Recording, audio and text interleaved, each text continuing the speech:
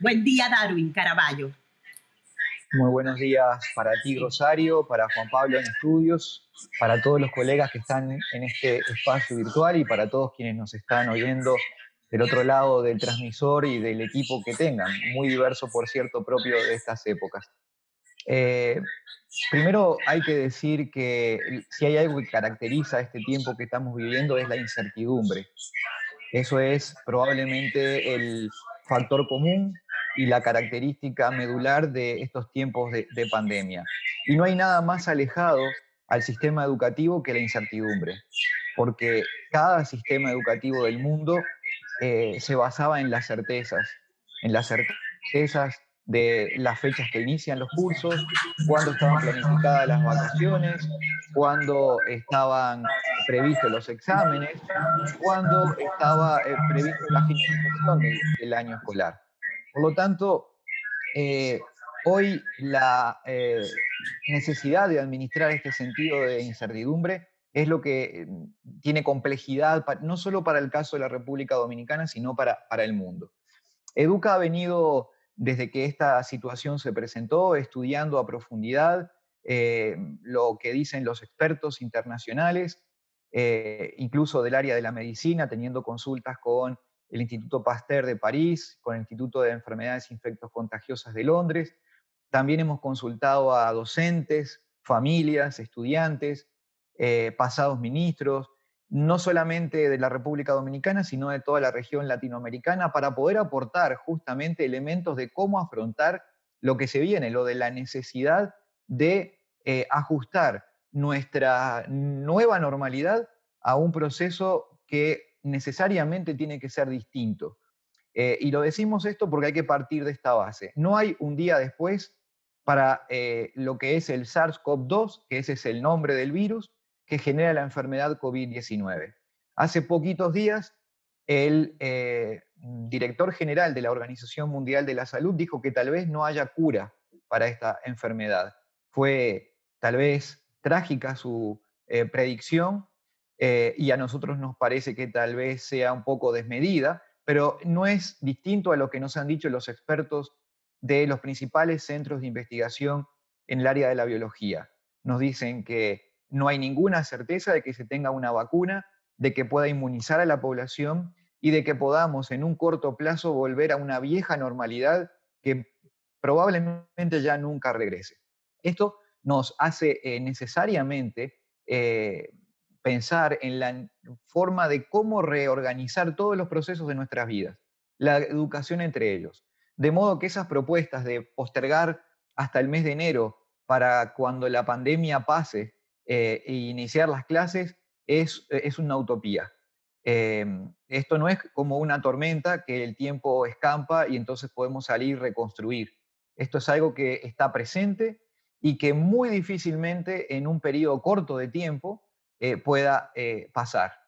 Y lo que está diferenciando esta situación, que no es nueva para la humanidad, porque hace 100 años la gripe española, mal llamada gripe española, se llevó la vida en términos bajos de 50 millones de personas, lo que ocurre hoy día es que lo estamos viendo en tiempo real. Cada día nosotros conocemos los fallecidos y los contagiados y eso genera una sensación de vulnerabilidad y gana el miedo y el terror.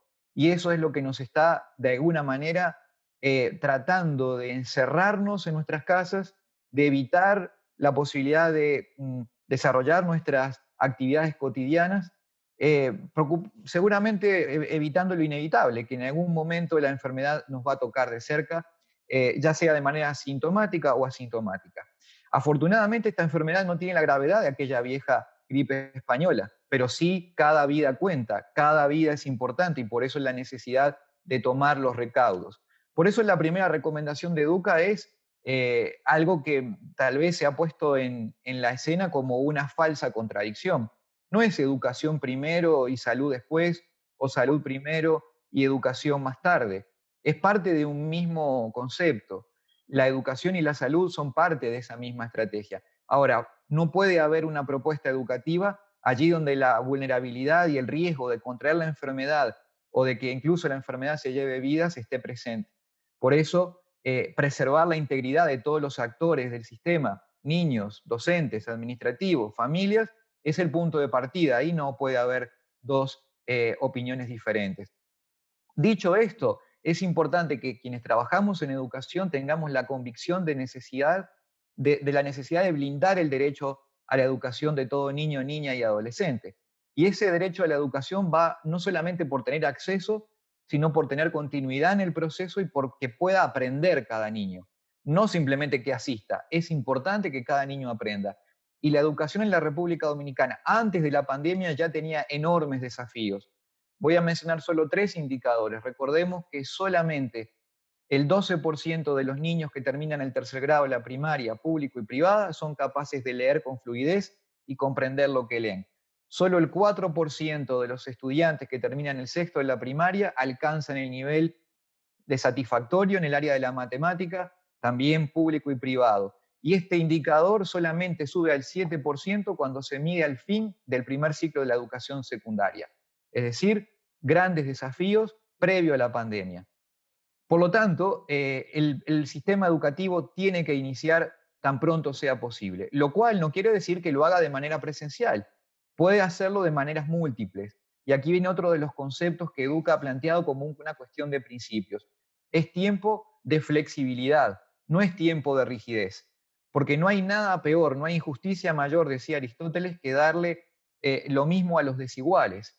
Hay centros educativos que tienen las condiciones hoy, tanto del sector público como privado, para iniciar la docencia rápidamente en formatos como el que hoy estamos utilizando el próximo 24 o 25 de agosto.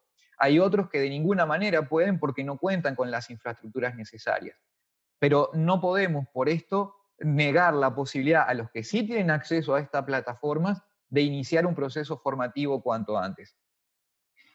La educación presencial, por lo tanto, se vuelve una necesidad imperiosa tan pronto como se puedan resolver las situaciones de vulnerabilidad de los territorios. Por eso Educa ha planteado que el análisis y la toma de decisiones tiene que ir muy de la mano del conocimiento de los datos de cómo la enfermedad se está irradiando en el territorio dominicano, porque no es cierto que todos los municipios tienen la misma presencia del virus.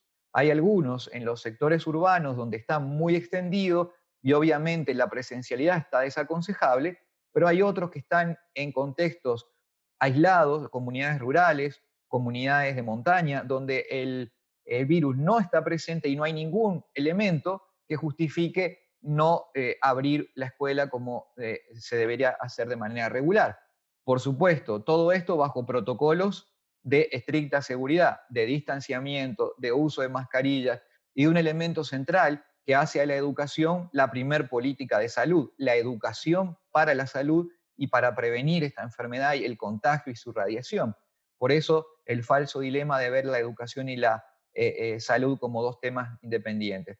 Construir este mapa de riesgo y de vulnerabilidad en el territorio es la primera herramienta que el tomador de política educativa debe tener para poder entonces tomar decisiones de dónde abrir, dónde cerrar y también de forma flexible, porque este tiempo implicará marchas y contramarchas, avanzar todo lo que se pueda y volver atrás todo lo que sea necesario. Esto es parte del esquema que Educa está proponiendo. Del punto de vista pedagógico, también hablamos de la diversidad de modelos y de propuestas. Es muy importante entender que no es un momento para dogmatismos ideológicos o de concepciones teóricas rígidas. Es un momento de enfatizar en qué funciona y adoptar esas medidas. Cuando terminó el semestre anterior del calendario escolar, nunca imaginábamos que el WhatsApp iba a ser una herramienta tan útil al proceso de continuidad educativa. Y sin embargo lo fue. Y esto no se lo dijo nadie a los maestros, no fue una directiva del Ministerio de Educación, sino que fue una voluntad de resolver, que el maestro dominicano se puso la situación al hombre y la resolvió. Y por primera vez, tal vez, en la historia del sistema educativo, la acción del docente en el aula terminó siendo justamente una acción de libertad y de toma de decisiones del propio docente. La telepresencialidad es una posibilidad. Los sistemas híbridos que combinen la presencialidad y el uso de tecnologías cuando sea posible. Y cuando no, la televisión, la radio y las guías docentes son herramientas que tienen que echar mano ante este punto. Bueno, ya para ir terminando y para hacer uso de ese último minuto, entonces, decíamos que las múltiples estrategias desde el punto de pedagógico tienen que estar habilitadas, no debe ser dogmático, debe respetar la realidad y las características de cada comunidad y sobre todo la voluntad de lo que digan padres, docentes y educadores. Hay un punto importante para terminar ya, porque esto puede ser muy largo, sino de lo que están haciendo ustedes, de comunicar. Nosotros entendemos que esta iniciativa que el grupo de la Super 7 FM ha planteado es muy importante porque una campaña de comunicación efectiva es hoy vital para llevar tranquilidad a la familia, para llevar tranquilidad a los actores del sistema educativo y para que apuesten por la educación en las diversas formas y las diversas estrategias. Hay que eliminar dos riesgos. Uno, el que los estudiantes se salgan prematuramente del sistema. Y el segundo y el más difícil de poder atender es que esta situación sin duda que va a agudizar las desigualdades que se observan en la estructura social de la República Dominicana. Allí estará el gran desafío para el año por venir. Muchas gracias.